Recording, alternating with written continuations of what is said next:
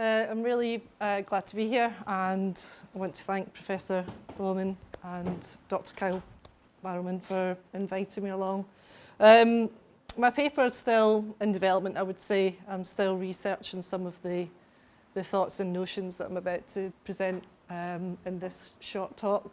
I just thought I would give a little bit of context of my background because it sort of links in with what I'm talking about today in terms of like flux and flow as an exploration of sound art and martial arts related to some of the ideology of Bruce Lee. So I'm mainly a composer. I work with music. I'm a percussionist as well. So some of the things that Colin's just talked about there really interest me and sort of link in with some of the ideas that I'm looking at today. So in terms of like electroacoustic composition, some of the ideas in terms of like phasing and timing and issues related to martial arts will be also discussed. So it might be a little bit of repetition in what you've said. I'm really sorry. But what I thought I'd show you is just a little bit of how my work looks. Just from this was a little sort of like test piece last year. So in terms of what I do, I normally, as a sound artist, I work with field recordings. So I generally use transducers, so contact mics that pick up reverberated sources. So I can put my contact mics onto wooden sources, onto structural features, and then I can listen to the vibrations that take place within those structures. I've got a new installation that's come from this test piece that I worked on last year in Venice in a few weeks' time at the Venice Biennale.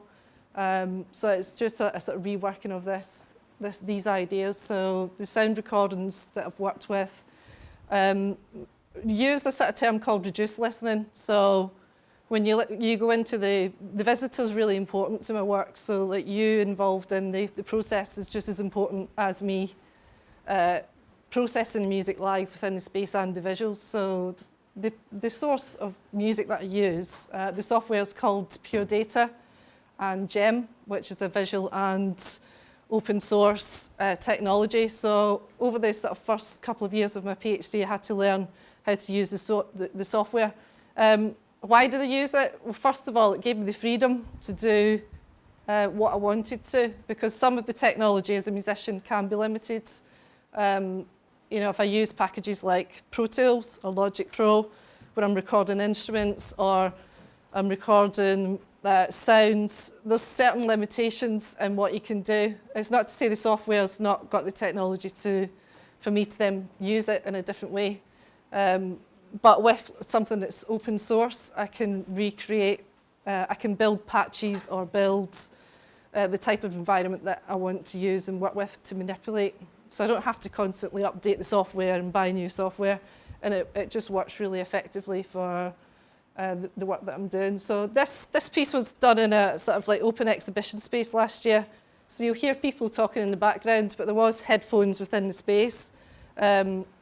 Generally, the new piece that's been developed will be in a sort of darkened space. It doesn't work as effectively here because it's not in the pitch black. Normally, it's within a contained space where you're walking in and your eyes have to adjust to the environment.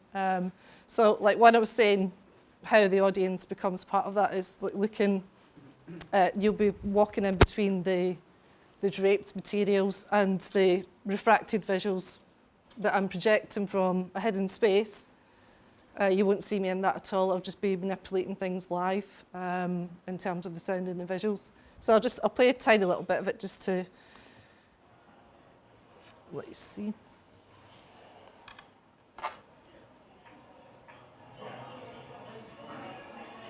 So it's a really rough version of what it's going to be at the moment.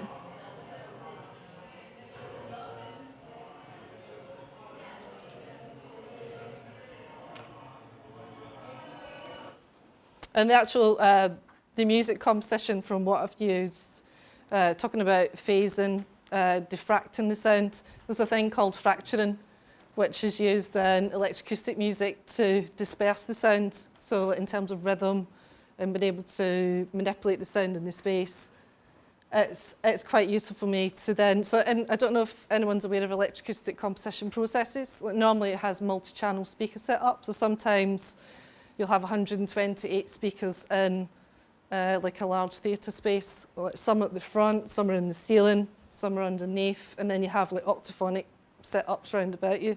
So you can really manipulate live within that actual position. So you as the audience will be sensing the music and the sound from different multiple angles. So like that's one area that I was interested in terms of how that relates to martial arts. So I'm just going to jump back to this PowerPoint and try and sort of like tie some of the ideas together now.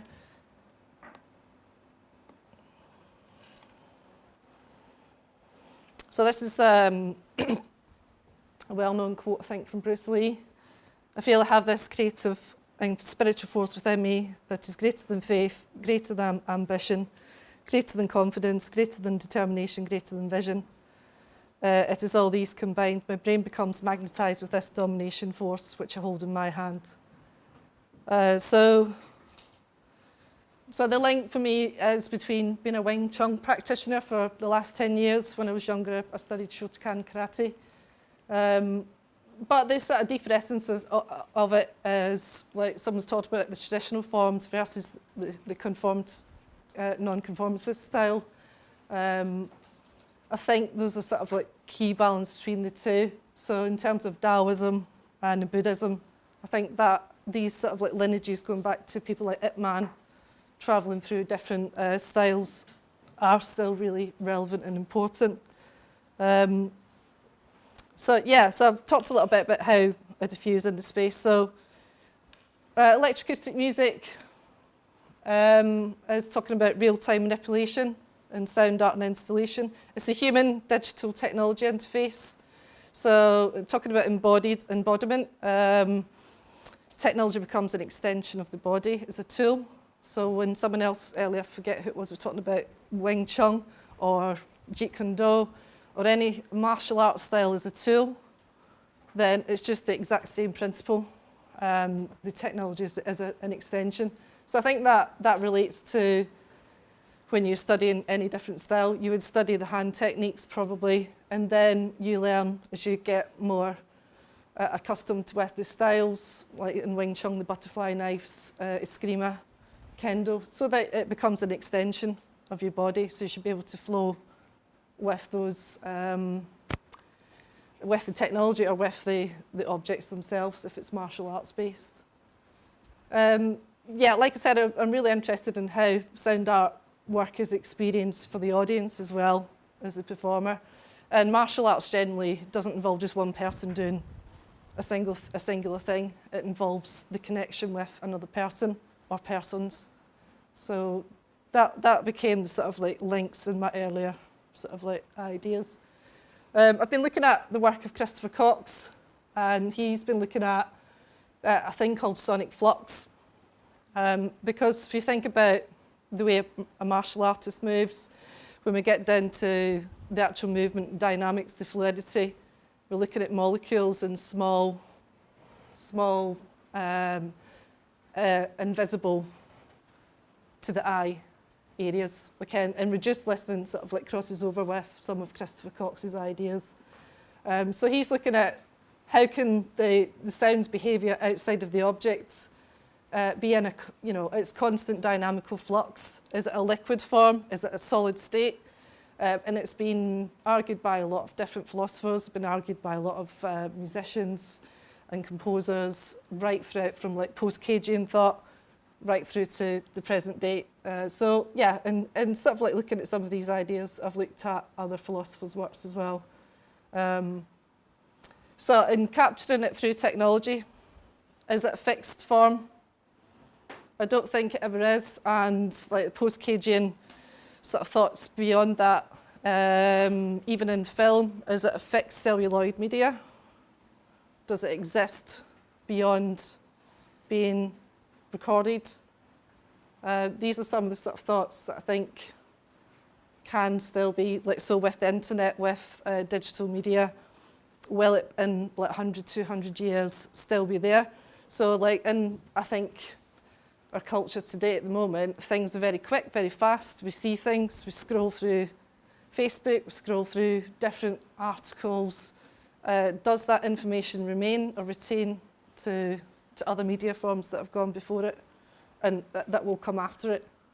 So yeah, a few different ideas in the Flux. So like two of the philosophers that I've been looking at more recently is Schopenhauer and Bergson.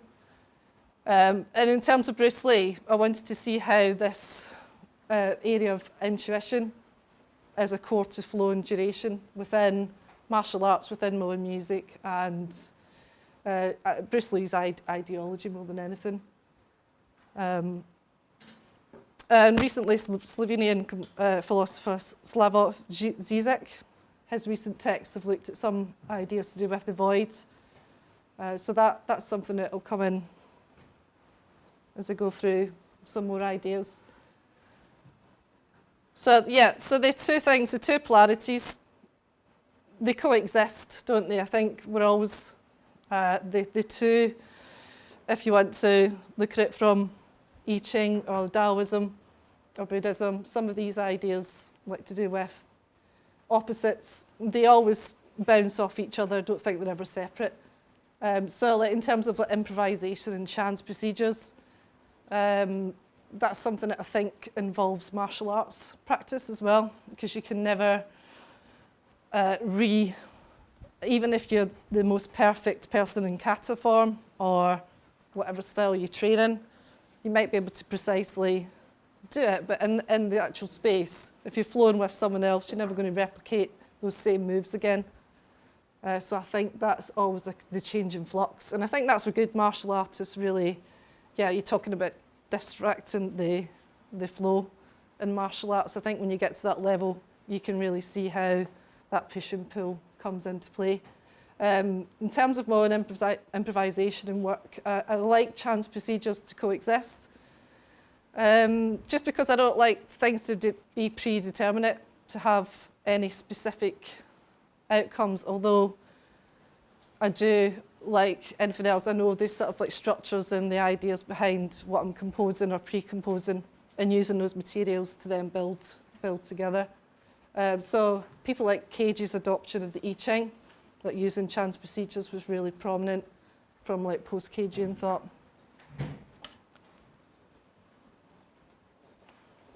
There's a composer, Cardiff. He's done like a multitude of works, but he's sort of like come up with a thing called flow filters. And this is similar to some of the theories of Bergson as well, which I'll sort of like talk about just in a second. So I've sort of like talked about a little bit about the fracturing of sonic materials. So the shift is from an object to a situation so that things unfold within the space. And again, it integrates the audience experience. So yes, things like Jeet Kune Do, sticky hands, I think like those spatial temporal relationships are really important. So you're getting to feel the person you're learning through sticky hands training, you're learning, there's a sort of constant intuition between you and the other person, because you're doing sensitivity training, aren't you? So if you're in the basics of that, then you get hit a lot. And even as you get better, you're still, learning the timing and the space that goes with that. Right, so getting to Bruce Lee, because I've been talking a lot about music. So sort of pushing the two things together. So I'm still, like I said, I'm still toying with a lot of these ideas, still thinking through as a thought process for my own work. So there's a thing called effective listening, I think, and you were talking about that embodiment. So it's tuning with the body. So like filtering is almost your body is made up of molecules, isn't it? So we absorb the energies of other people, and through that absorption, you're being able to sort of like take what Bergson calls is the mind taking snapshots of reality. So that's again similar to filtering, I would say, and it enables you to sort of like orientate that constant flux that then becomes flow. So so it's the notion of embodied action. So Nathan Johnson, is high-level karate and kung fu master. He was quoted in 2000 saying, "Purpose of karate kata was a dynamic or kinetic meditation in which the partners tried to trap or destabilize each other, such as Tai Chi's pushing hands or like sticking hands in Wing Chun." So like anyone that's a beginner in martial arts, you probably know that physical training is kinesthetic. You're having to learn the patterns.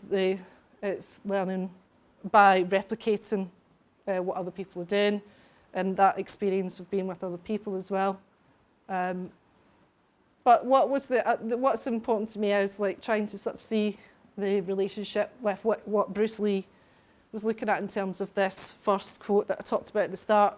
His inner strength, his spiritual force. It talks about going through his hand.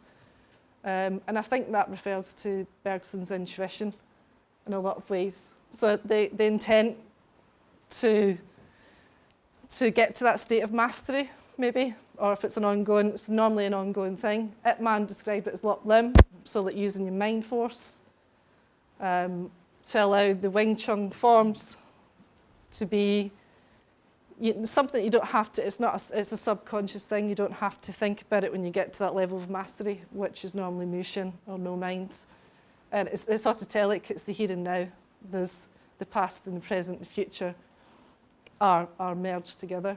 And it's kind of looking at that flow state. So like really good sports, Olympics, people at the high end of their game, they normally know how to get into that flow state because they're not having to.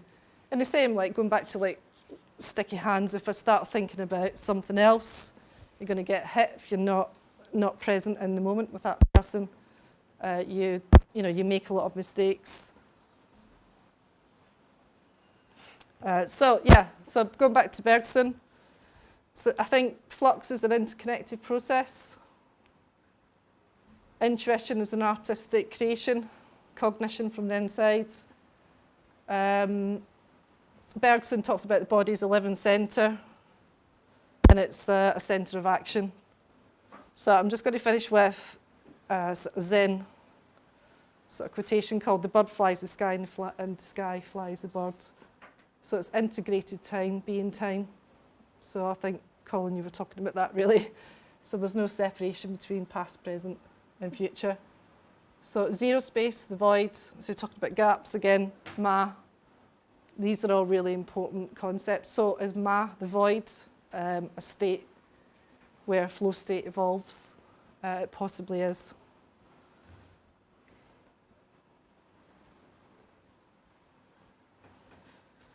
I don't have enough time to go through it all actually, but like going to Chi, I think that's probably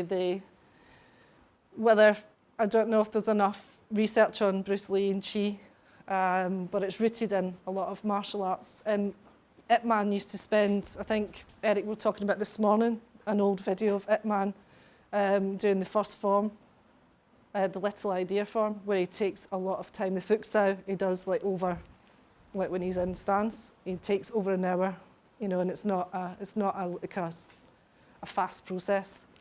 And that's developing. The Chi was rooted in the earlier form. So like a lot of beginners think, why am I doing this form over and over and over and over and over again? It's because you're developing that centeredness and that rooting that's really crucial to martial arts.